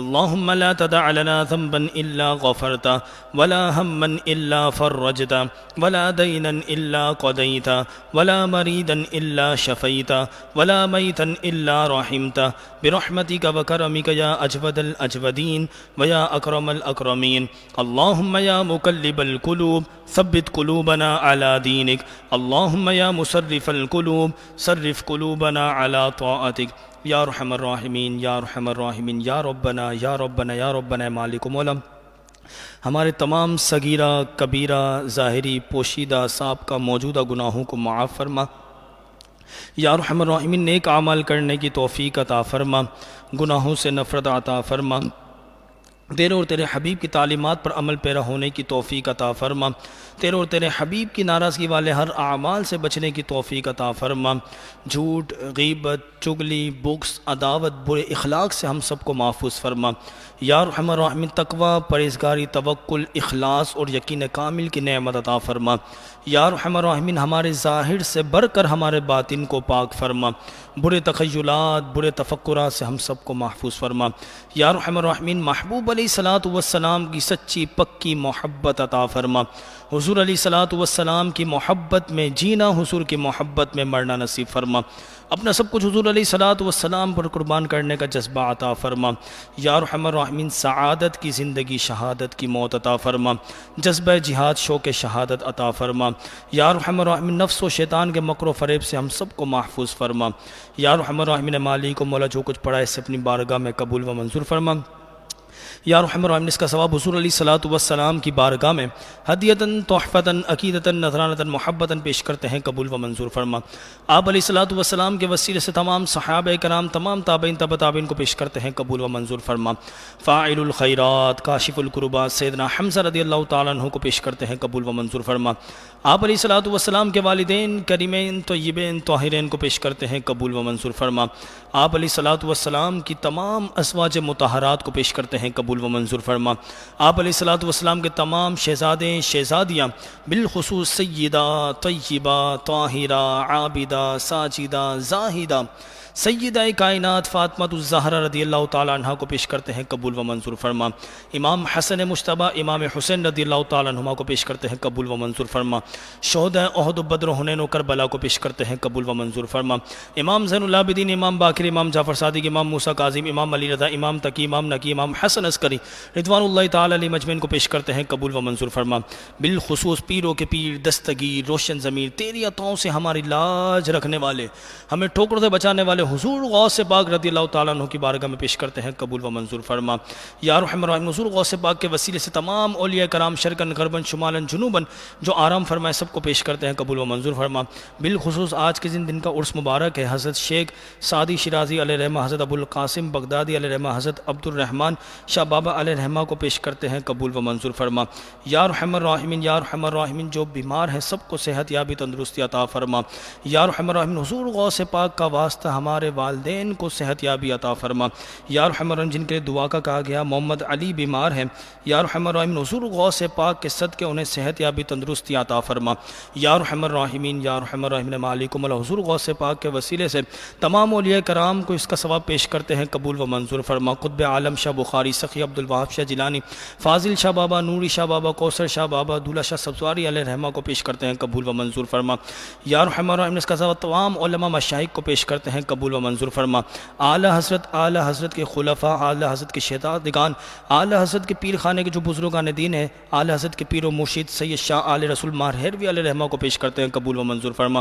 یا ارحم الراحمین اس کا ثواب پیر طریقت رہبر شریعت سید شاہ تراب القادری مفتی اختر رضا خان علیہ رحمہ کو پیش کرتے ہیں، قبول و منظور فرما۔ امیر المجاہدین شیخ الحدیث و تفسیر علامہ خادم حسین نصفی رحمۃ اللہ تعالیٰ علیہ کو پیش کرتے ہیں، قبول و منظور فرما۔ یا ارحم الراحمین امیر المجاہدین کا واسطہ ہمیں سچا پکا عاشق رسول بنا، حضور علیہ الصلوۃ والسلام کی ناموس کا پہرے دار بنا۔ یا ارحم الراحمین، یا ارحم الراحمین اس کا ثواب تمام مسلمین، مسلمات، مؤمنین، مؤمنات کو پیش کرتے ہیں، قبول و منظور فرما۔ یا ارحم الراحمین یہاں جو موجود ہیں ان کے عزیز و اقارب، والدین یا والدین میں سے کوئی ایک اس دنیا فانی سے کچھ فرما گئے، انہیں پیش کرتے ہیں، قبول و منظور فرما۔ یا ارحم الراحمین بالخصوص جو پچھلے سالوں میں درس قرآن میں موجود ہوتے تھے، اس سال موجود نہیں، انہیں پیش کرتے ہیں، قبول و منظور فرما۔ یا ارحم الراحمین ہمیں ہمارے مرحومین کو قبر میں دیدار مصطفیٰ عطا فرما، حشر میں شفاعت مصطفیٰ عطا فرما، جنت میں رفاقت مصطفیٰ عطا فرما۔ یا ارحم الراحمین ہم سب کا خاتمہ ایمان پر فرما۔ یا ارحم الراحمین ہم سب کی جان، مال، عزت، آبرو، ایمان اور اعمال صالحہ کی حفاظت فرما۔ یا ارحم الراحمین مالک مولا غازی تنویر قادری ڈاکٹر عافیہ صدیقی کو شاندار رہائی عطا فرما۔ یا ارحم الراحمین اس محفل کا ثواب شہدائے ناموس رسالت کو پیش کرتے ہیں، قبول و منظور فرما۔ یا ارحم الراحمین کشمیر، فلسطین، شام، برما کے مسلمانوں کی غیب سے مدد فرما، مسلمانوں کو غلبہ، مسلمانوں کو عروج عطا فرما۔ فرما، دشمنان اسلام کو نیست و نابود فرما۔ یا ارحم الراحمین تحریک لبیک پاکستان کو شاندار کامیابی، عروج، فتح کا جھنڈا نصیب فرما، پہلے سے بڑھ کر کامیابی و کامرانی عطا فرما۔ یا ارحم الراحمین ہم سب کو بار بار مکۃ المکرمہ، مدینۃ المنورہ، بغداد معلی اور مقدس مقامات کی پرکیف حاضری نصیب فرما۔ یا ارحم الراحمین جو دعا مانگی قبول فرما، جو دعا نہ مانگ سکے ہمارے دلوں میں ہے تو بہتر جانتے، میرے مولا سے بھی قبول و منظور فرما۔ ان اللہ و ملائکتہ یصلون علی النبی یا ایہا الذین آمنوا صلوا علیہ وسلموا تسلیما۔